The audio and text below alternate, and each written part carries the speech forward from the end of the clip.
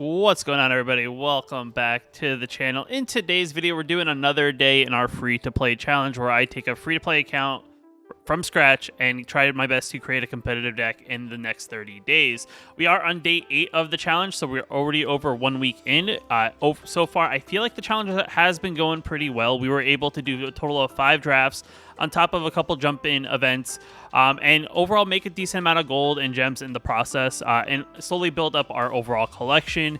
At this point, we've completed the daily quest to unlock all the additional dual starter decks on top of the ones that you start out with from doing the tutorial. We've completed multiple weeklies. We've gone up to level 16 here in the Mastery Pass, which is definitely beneficial, before it rotates over into Baldur's Gate tomorrow at the time of recording. I'm not sure if I'll be able to get to rank 18, which I believe is the next rank where I would be able to get a pack of another pack of Streets of New Capenna. So we'll kind of see there.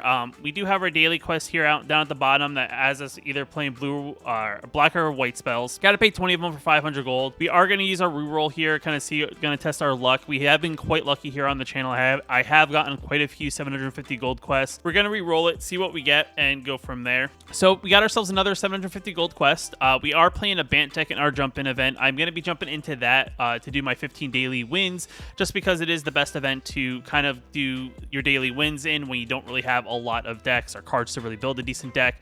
So I'm going to jump into that to get my 15 daily wins. Hopefully knocking out this quest in the process. We play like a little bit of white, but we don't play a ton of white, so it'll probably take almost all the games to probably do that. Also trying to get our daily wins as well, just so we get the max amount of gold, as well as the ICR cards that you get dropped from the additional wins, kind of in between after I think you hit 5 or so wins, which should hopefully get us to roughly around, probably a little over 4,000 gold by the end of today, just because the first daily win quest and the daily quest that we have is 1,000 gold already, and we're just under 3,000 gold, so we'll probably be like 4,100, 4,200 gold by the end of it. We do have some packs I'm probably going to open up at the end of the video, just because, we're not probably going to do any more Midnight Hunt drafts, just because that is going to be rotating out on Friday, and I'm going to wait until I save another 10,000 gold, so I can then jump into 2 more drafts of whatever it rotates over to, which I believe is Crimson Vow, and then unfortunately after that it's going to rotate into Baldur's Gate, which I'm probably not going to do any part of on the free-to-play account, just because alchemy cards are not going to be beneficial to us in that regard.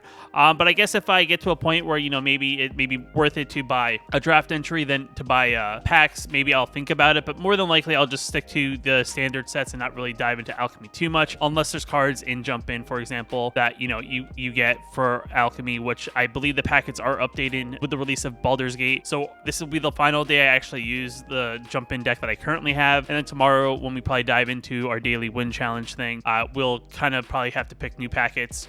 Thankfully, I do have my Jump In tokens here, so I can enter in the next Jump In event for free, which is not a bad deal. Our overall currency here for commons, uncommons, rares, and mythic rare wildcards is 17, 13, 5, and 3. Decent, definitely making some progress. The commons and uncommons are getting to a decent place where I feel comfortable that we'll have enough to craft that part of the deck. The rares, we're about a third to a quarter of the way there, depending on what deck I want to build. I would say 20 would be the nice sweet spot, just because I think 20 completes a lot of decks. And then mythic rares, I think depending on what deck you are playing, can vary. Some decks are heavier into mythics. I would say if we had at least 10 of them, that'd be pretty sweet, but I don't think that's going to be as likely, just because you get them more sparingly than you would even say rare cards. So I would say you probably use rare wild cards more often than you would say mythic wild cards, and not every deck actually plays mythics, so definitely one of those things we'll kind of figure out. But with that being said, I'm going to just dive into my daily wins, and we'll jump back into this after I get through that. We'll kind of talk about what the next steps are here in the challenge.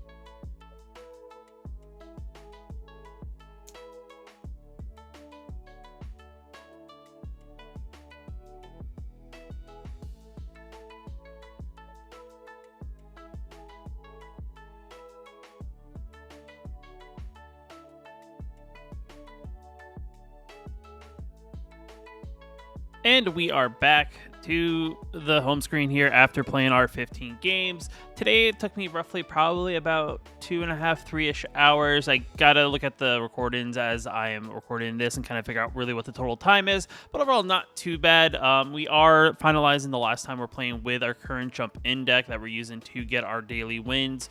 As tomorrow with the release of Baldur's Gate, we're going to reset on the packets, so I'll have to crack open 2 new packets to continue grinding with the Baldur's Gate D&D cards added in, which is unfortunate. I'm not a big fan of alchemy, especially in like a limited form. There's a lot of powerful cards, especially with other sets that don't include alchemy stuff. It doesn't feel like there'll be a pretty even balance, and Baldur's Gate cards will probably be the better of the cards.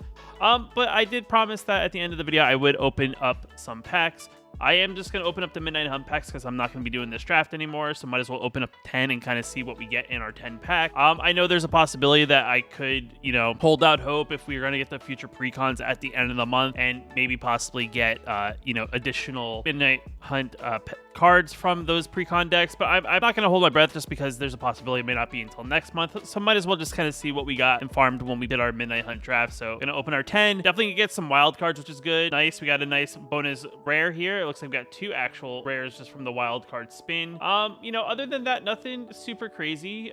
Some Graveyard Trespass is pretty good, another Dennick, which we already own, and it looks like we got 3 total rare wild cards from that one.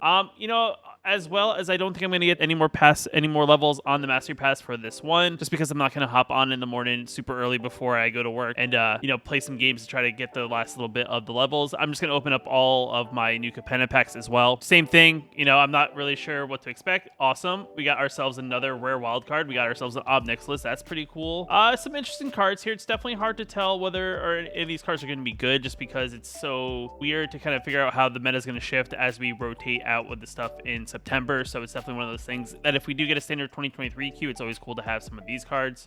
And then we're just going to open up the last pack here just because we had 11. All right, so overall, not too bad. We got a few wild cards, got a few rares to add to the collection. Now brings our total of 24 commons, 21 uncommons, 10 rares, and 4 mythics.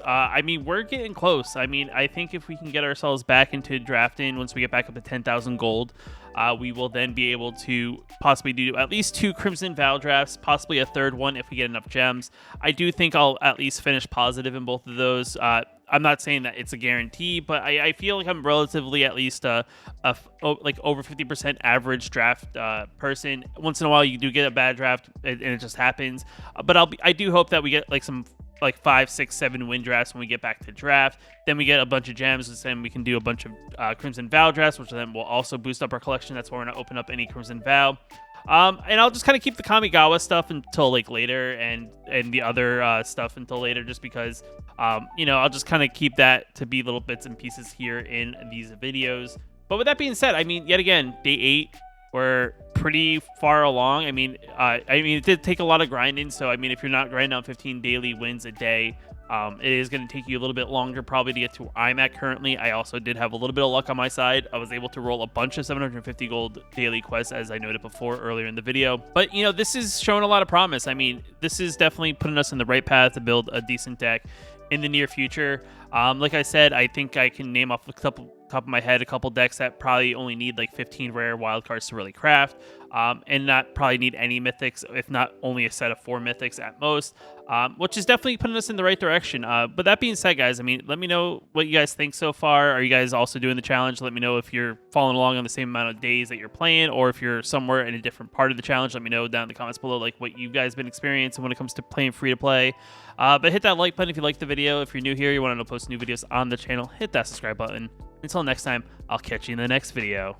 Just want to give a special shout out to the channel members here on my YouTube channel. You can also become a channel member yourself down below the video, hitting that join button. It definitely helps out a lot, and I just appreciate you guys for your support.